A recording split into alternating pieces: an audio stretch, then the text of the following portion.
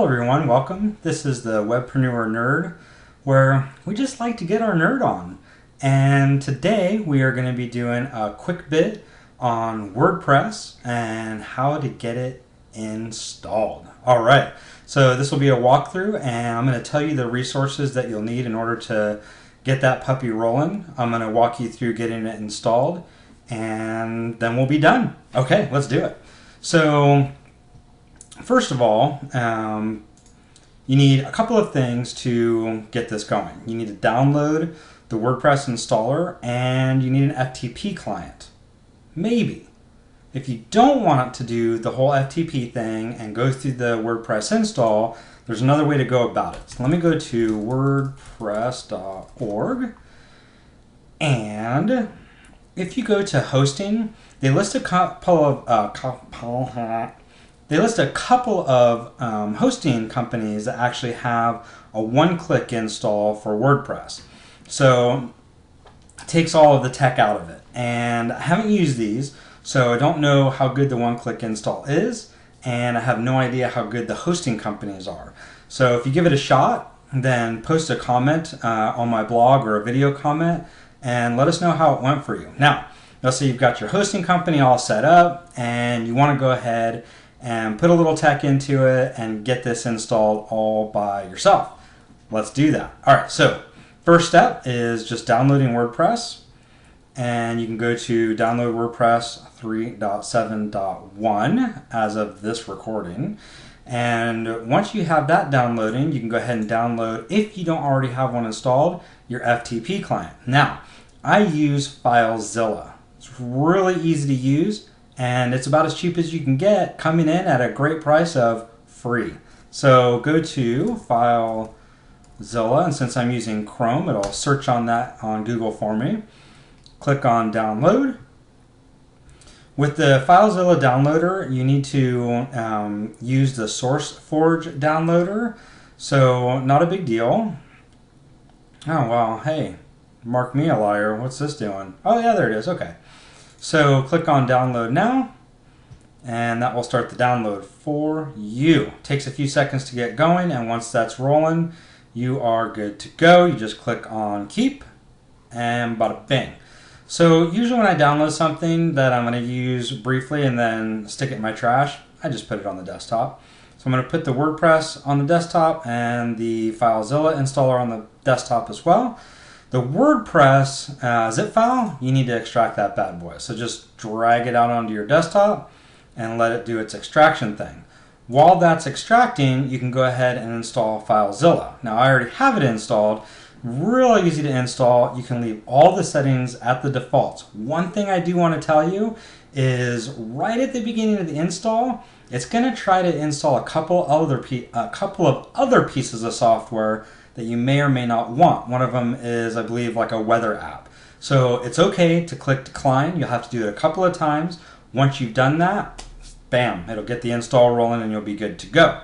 All right, once you have FileZilla installed, you just need to set up your site in the FTP client to get you logging in.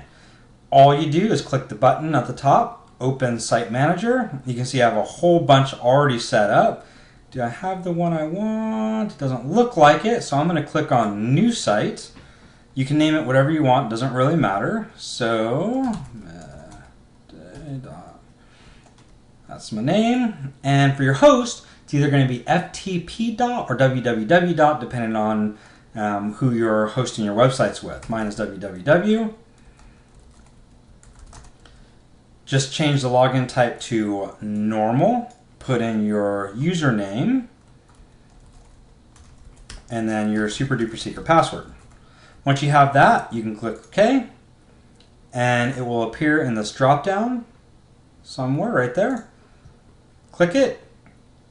That's all there is to it. On the right hand side, as soon as that gets done, you'll notice that it lists the files that are on my server. Okay, so I just go to www, and that's it. Now, once I'm at www, I open up the WordPress folder, select all of the folders and files in it, do a little right click action, click on upload, and there it goes. All the files will be moved from your local computer over to your server. All right, so while we've got that going, there is one other kind of nerdy thing that you'll have to do, but you can do it all GUI if you have a hosting company that has some kind of control panel like cPanel. Now, I host all my websites on HostGator, and so mine does have a cPanel. So I go to my domain /cPanel. And what we're about to do is get a SQL database set up. Cool stuff. So I'm going to type in my username, my super secret password, and once we have that going, then I just scroll down to the bottom, and what you're going to be looking for is MySQL databases. So if you have something like this, then it's really easy to set up a database. If you don't, then just contact your provider, whoever's hosting your websites, and ask them to get this SQL database set up for you. So, MySQL databases, and doesn't look like I have a database set up yet. I'm just going to call it WP content, keeping it simple. Create database, go back, and then I have to create a user for the database. So I'm going to call it WP admin, my super secret password,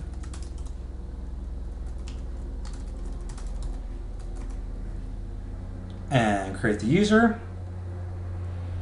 All right, done. So last thing you have to do here is you have to let the user talk to your database. So just scroll down, user, database, add.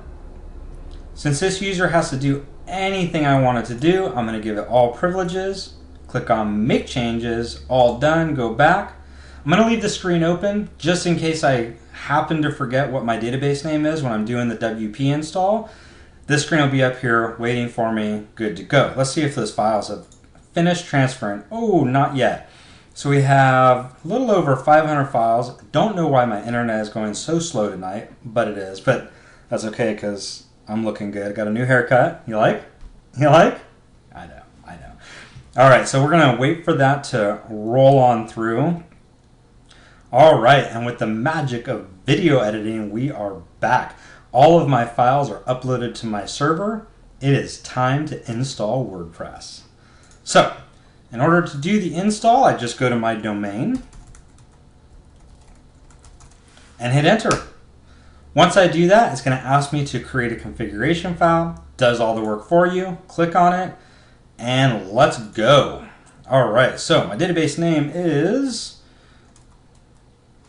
WP content. Now, with my hosting company, it prepends my domain, or my username rather, onto the name of anything I do, like a database name or a username. Yours might not do this. Just take a look at what you created or whatever your hosting provider sent you, and that's how you'll get it set up. All right, user is WP admin, super secret password. Yeah, oh, I know. You'll never hack that. And submit. All right, it's trying. It's connecting to the database. It's going to work. Yes. All right. So now we just run the install. Now it knows it has a database to talk to, and it is going to insert all of the tables for you that quick. All right, so my site name is pretty cool. And now this username is the username for your WP admin. So you want to make sure this is something that you're going to remember. This is how you're going to be logging in to create posts, create pages, all that cool stuff. So I'm going to just do admin, a super secret password, which is not the same password as you saw, and my email, and install. All right, so it says done. Let's try it. So I'm going to click on login, and going to try it one more time. You got to actually click on the button. So once it asks me to log in, admin, super secret password, and did it work? Did it work? Yes, worked. There you have it. Now you have WordPress installed, fresh, clean, oh so fresh, oh so clean, and you are ready to get going with your blog, your website/blog, however you want to use this baby. I'll be recording more videos on all of the different things, WordPress and many other awesome tech items, tech learning. So stay tuned, subscribe to my channel, and we'll get nerdy. All right, have a good one.